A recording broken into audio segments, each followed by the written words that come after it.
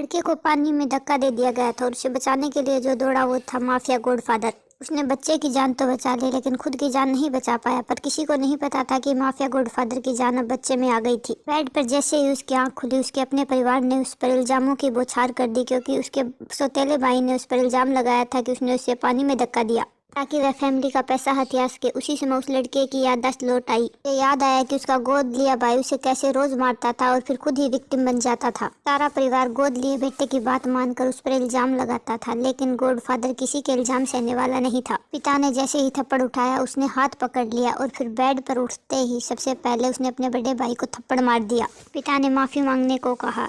तभी उसने कहा कि मैं परिवार से सारे नाते तोड़ रहा हूँ। उसी वक्त माफिया के राइट हैंड कमरे में आ घुसे और लड़के को थप्पड़ मार दिया, क्योंकि उन्हें लगता था कि उनके गॉडफादर उसकी वजह से मरे हैं। सारा परिवार घुटनों पर बैठ गया और माफी मांगने लगा। परिवार ने सारा इल्जाम लड़के पर जड़ दिया पर उसको कोई असर नहीं पड़ा और उसने सारे परिवार को बाहर निकाल दिया। लड़के ने उससे कहा कि मुझसे माफी मांगो, लेकिन एक ने उसका कॉलर पकड़कर कहा कि हमसे मजाक मत करो। लेकिन उसी पर लड़के ने वही चाल चली जो माफिया चलता था। कमरा स्तब्ध रह गया। ये तो बॉस का स्टाइल है। पहले पल उसने उनके गहरे राज उजागर कर दिए। पहले पल सबको यकीन हो गया ये माफिया राज ही है। वह सैलून में जाकर उसने अपनी सारी हेयर स्टाइल और अपना लुक बदल दिया। उसने कहा कि ये काम कुछ दिन तुम संभालो, मैं अपना सपना पूरा करने जा रहा हूँ वापस स्कूल।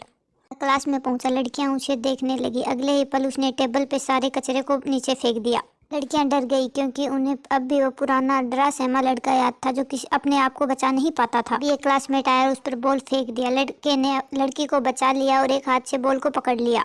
तभी बुली करने वाला लड़का कमरे में घुसा। लड़की उसके आगे ढाल बनकर खड़ी हो गई, क्योंकि उसे लगता था कि वह खुद को बचा नहीं सकता। माफिया के लिए तो यह बस एक गेम था। वह लड़के के पीछे चला और अकेले ने ही उसके सारे ग्रुप की धुलाई कर दी।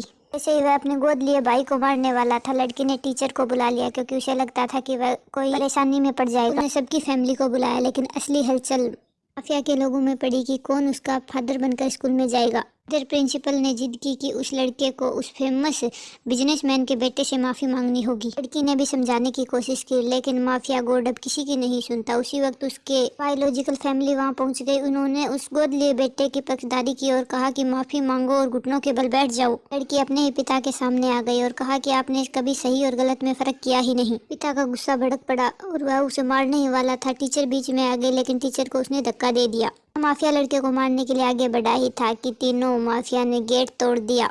रजते हुए बोले, कोई भी हमारे बेटे को हाथ नहीं लगाएगा। Subscribe for next.